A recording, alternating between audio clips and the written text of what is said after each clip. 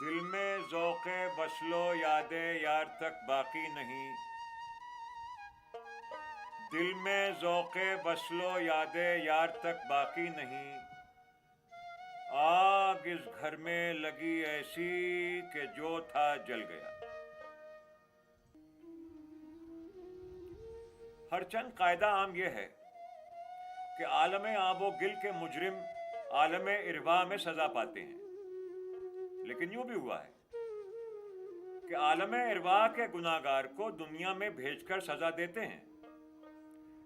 چنانچہ میں 8 رجب سن 1212 ہجری یعنی 28 دسمبر 1797 عیسوی میں روپکاری کے واسطے یہاں بھیجا گیا۔ 13 برس حوالات میں رہا۔ 9 اگست سن 1810 کو میرے واسطے حکم دوام حبس صادر ہوا۔ دلی شہر کو زندہ مقرر کیا، ایک بیڑی میرے پاؤں میں ڈال دی اور مجھے زندہ میں ڈال دیا۔ فکر نظم و نثر کو مشقت ٹھہرایا۔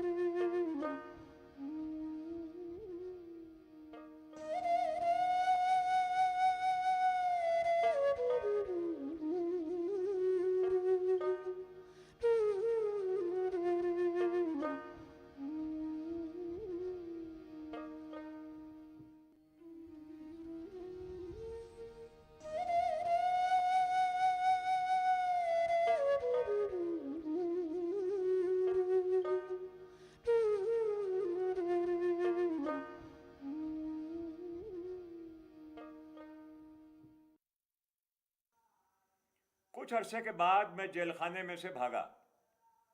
3 برس بلاد شرقیہ میں پھرتا رہا۔ جب غالب کے والدین ان کے بچپن میں گزر گئے تو ان کے چچا نصر اللہ بیگ خاں نے ان کو پالا پوسا۔ کچھ سال بعد غالب کے چچا جو ایسٹ انڈیا کمپنی کی فوج میں رسالدار تھے، اچانک ایک دن ہاتھی سے گر کر مر گئے۔ چچا کی موت کے بعد کمپنی سرکار نے غالب اور ان کے بھائی یوسف مرزا کی پینشن مقرر کر دی۔ یہ پینشن انہیں اپنے دور کے رشتہ دار احمد بخش خاں کے معرفت ملنے لگی، پر احمد بخش خاں نے پینشن کی آدھی سے زیادہ رقم اپنے ایک رشتہ دار خواجہ حاجی کے نام کرا دی۔ خواجہ حاجی کے انتقال کے بعد بھی جب غالب کی پوری پینشن انہیں نہیں ملی تو غالب احمد بخش خاں سے ملنے گئے، جو کچھ روز پہلے ہی جنگ میں زخمی ہو گئے تھے۔ جو بھی ہو، اب تو آپ کو اپنا وعدہ پورا کرنا چاہیے، ورنہ مجھے اجازت دیں میں حکومت کے سامنے اپنا مقدمہ پیش کروں۔ برخوردار، تم میرے بچے ہو، میری آنکھوں کے نور ہو۔ آؤ میرے پاس آؤ۔ آؤ بھائی، تم دیکھ رہے ہو میں زخمی ہوں۔ اب بتاؤ اس حالت میں کیا کر سکتا ہوں؟ عزت مآب جنرل صاحب بہادر کو میں یہ بتا چکا ہوں کہ خواجہ حاجی نصر اللہ بیگ صاحب کے عزیز و اقارب میں شامل نہیں ہیں، اور میری غلطی سے ان کا نام سرکاری ریکارڈ میں درج ہو گیا ہے۔ میرے بچے، اب مجھے ذلیل و رسوا نہ کرو، تھوڑا صبر اور کر لو، چند روز اور ٹھہر جاؤ۔ میں تم دونوں بھائیوں کو 2000 روپے دیا کروں گا۔ بہتر تو یہ ہوگا کسی اور کو بیچ میں ڈالے بغیر میں خود سر چارلز میٹکاف سے ملوں، اپنا سارا احوال شروع سے آخر تک بلا کم و کاست ان کی خدمت میں پیش کروں۔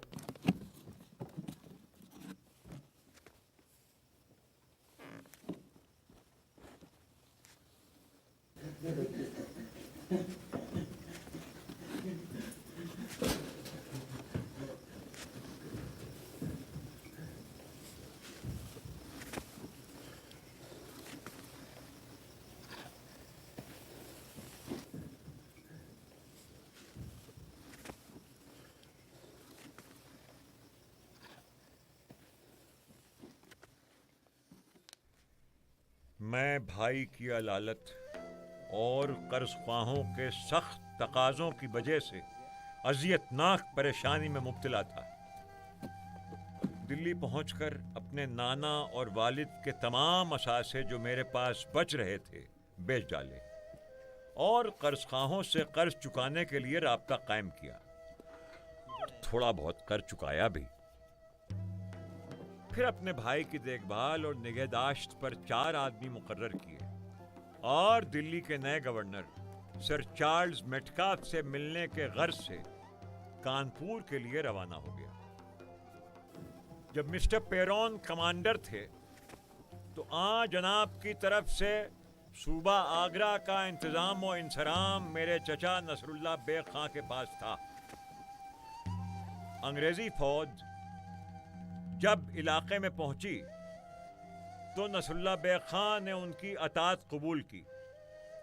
خود کو سرکار برطانیہ کے ساتھ وابستہ کر کے جرنیل لارڈ لیک صاحب بہادر کی خدمت میں حاضر ہوئے. اتفاق دیکھیے کہ کانپور پہنچتے ہی میں بیمار پڑ گیا. اچانک نوبت یہاں تک پہنچی کہ ہلنے جلنے کی طاقت بھی جاتی رہی.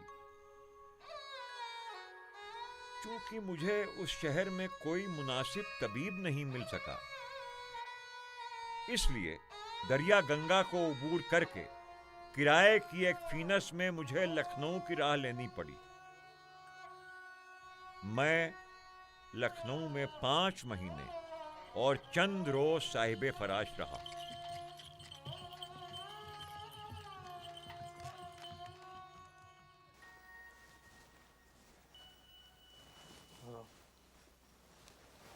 جناب، محترم الدولہ سید محمد خان بہادر عرف آغا میر کو آپ کے لکھنؤ شہر آنے کی خبر ہوئی ہے اور وہ آپ سے ملاقات کرنے کی گزارش رکھتے ہیں. محترم الدولہ کا حکم سر آنکھوں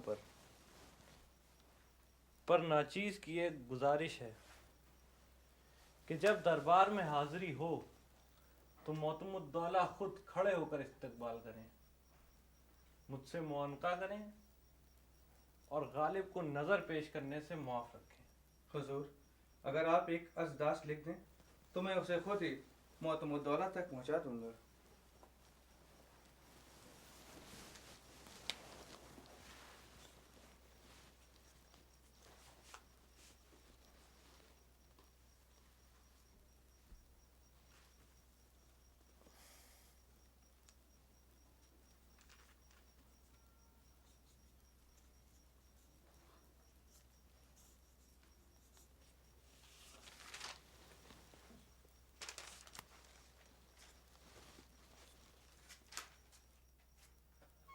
گدا تبا سلطان صورت معتمد الدولہ کو یہ شرائط منظور نہیں تھیں، اس لیے غالب کی ان سے ملاقات نہیں ہو سکی.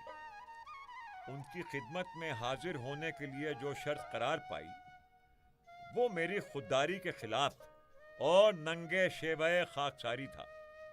مانقے کے سلسلے میں ملاقات کے لیے ان کی طرف سے کچھ ایسی باتیں ہوئیں کہ ذہنی معاملے نے عملی صورت اختیار نہیں کی، چونکہ ان معاملات کی وجہ سے جن کا میں نے ذکر کیا ہے میرا دل زخمی تھا.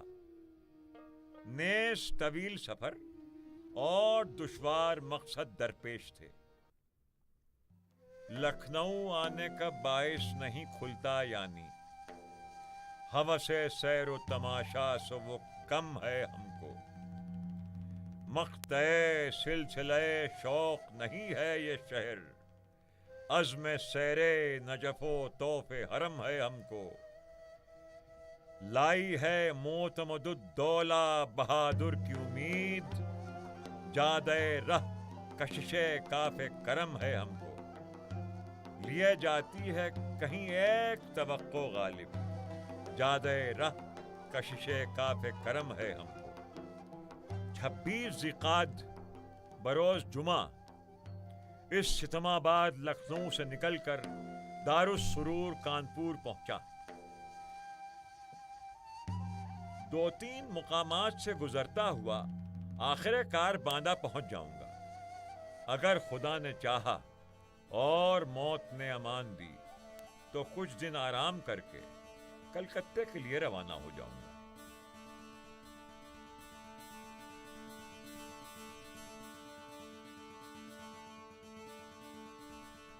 آبرو کیا خاک اس گل کی کہ گلشن میں نہیں، ہے گریباں ننگ پیراہن جو دامن میں نہیں۔ ذوف سے اے گریا کچھ باقی میرے تن میں نہیں، رنگ ہو کر اڑ گیا جو خون کے دامن میں نہیں۔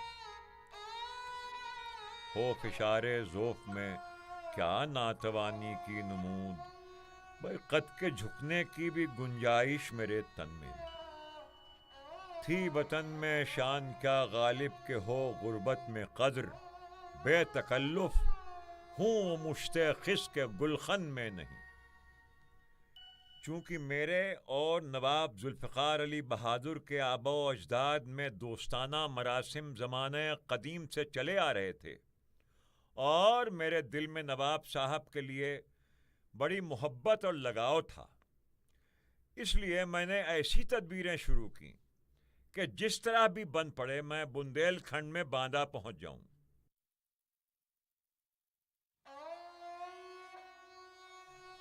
میں وہاں نواب صاحب کے دولت کدے پر 6 مہینے مقیم رہا۔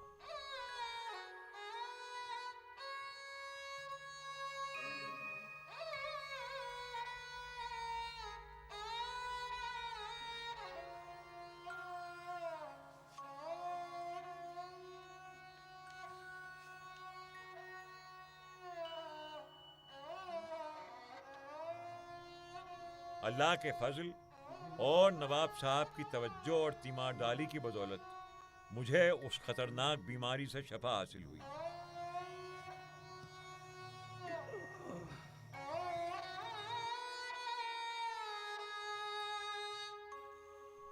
میں نے نواب صاحب سے 2000 روپے قرض مانگے اور دل میں سوچا کہ یہ بھی غنیمت ہے، یہ روپے لو اور چلو یہاں سے۔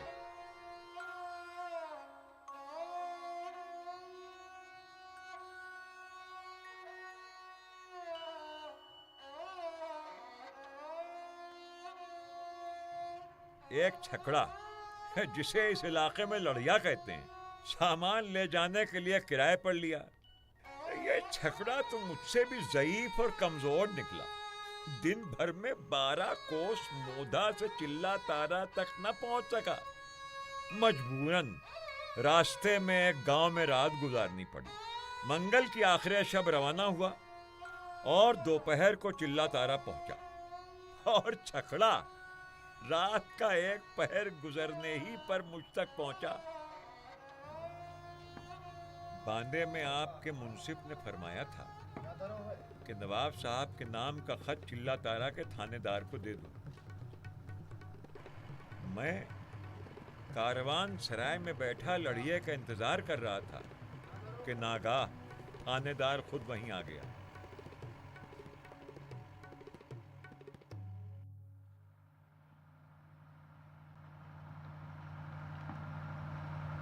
جناب آداب عرض کرتا ہوں، خاکسار کو نواب اسد اللہ خان غالب دہلوی کہتے ہیں۔ کہاں سے آئے رہے ہو؟ باندہ۔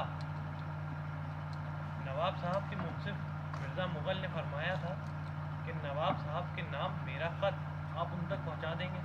کیا ہم تم کا ڈاکیا لگت ہے؟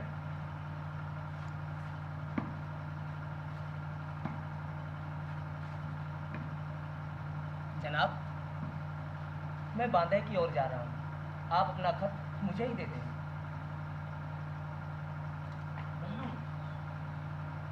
وہ خط لے کر آیا حضور۔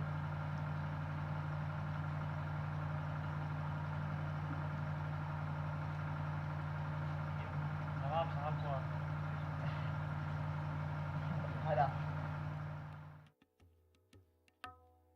چھکڑے اور آسمان دونوں کے ظلم و ستم سے تنگ آ کر میں نے خود کو دریا میں ڈال دیا۔ کشتیبان کہتے ہیں کہ 3 دن میں الہ آباد پہنچ جائیں گے۔ دیکھیے کیا ہوتا ہے۔ آج 4 شنبے ہے، آدھا دن گزر چکا ہے۔ कश्ती में बैठा हुआ ना खुदा से नहीं खुदा से दिल लगाए हुए हूं।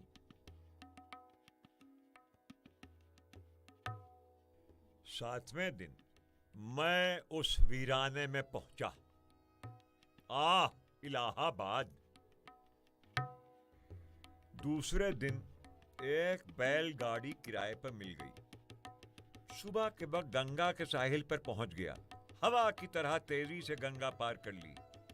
पाए शौक के साथ बनारस की तरफ सफर सरगर्म हो गया। जिस दिन बनारस पहुंचा, बादे जाफिजां और ठंडी ठंडी हवा मशरिक की तरफ से चल रही थी, जिससे मेरी जान को ताकत मिली और दिल में ताजगी पैदा हो गई। वज्द करती हुई नसीम के झोंकों ने मेरे ज़ौफ़ और कमजोरी को बिल्कुल दूर कर दिया। इस सनम कदे से जब जब नाकूस की निशात आफरी आवाज बुलंद होती है तो अजब सुरूर और कैफ का आलम होता है। बादे तमाशा से मेरा ज़ौक़ इस कदर मखमूर हो गया है कि दिल्ली की याद भी दिल से जाती रही। हरी में बहुत परस्ता है ये खित्ता, ज़ियारत गाहे मस्ता है ये खित्ता, इबादत खाना नाक़ूस यहाँ है ये गोया काबे हिंदोस्तां है। तबस्सुम का लबे रंगी पे गाजा, दहन मानिंद गुल शादाब ताजा, करम में मौजे गौहर के रवानी, सितम में खून आशिक की जवानी, बढ़ आगे बन के सैले तुंद रफ्तार, बेआबां राह में आए के कोहसार, सबक ले कैस के दीवाने पन से, गुजर सहराओं से दश्तो दमन से, हरारत बाकी है जब तक लहू में कमी आए न, ज़ौक़े जुस्तजू में।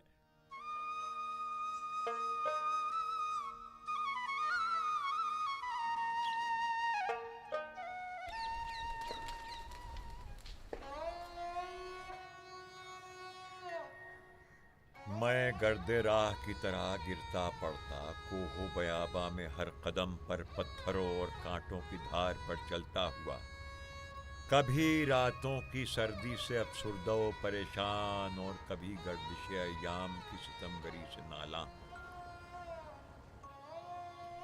चौथी शाबान बमुताबिक 19 फरवरी 1828 को दिन का कुछ वक्त गुजरने पर कलकत्ते पहुंचा।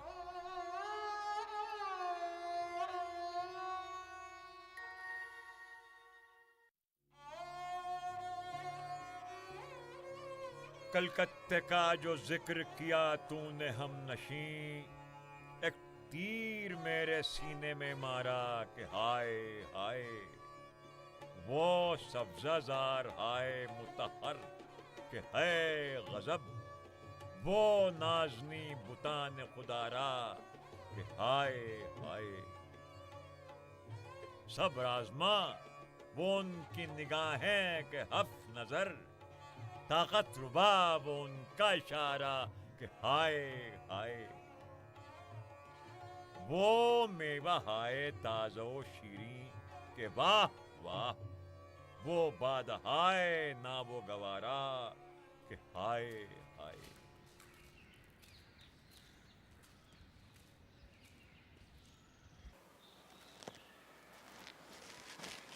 اب 2 مہینے سے میں یہاں ہوں جہاں انصاف کی گدی ہے.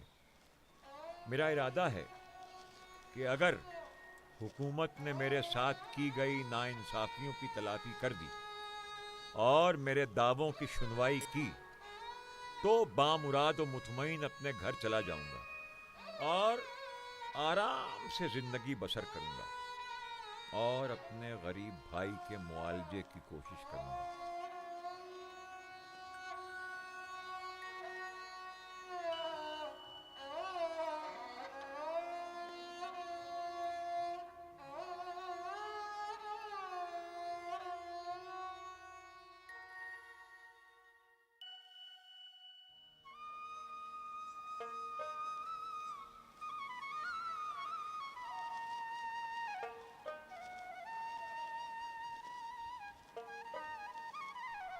گھوڑا فروخت کرنے کے بعد میرے پاس 100 روپے باقی ہیں.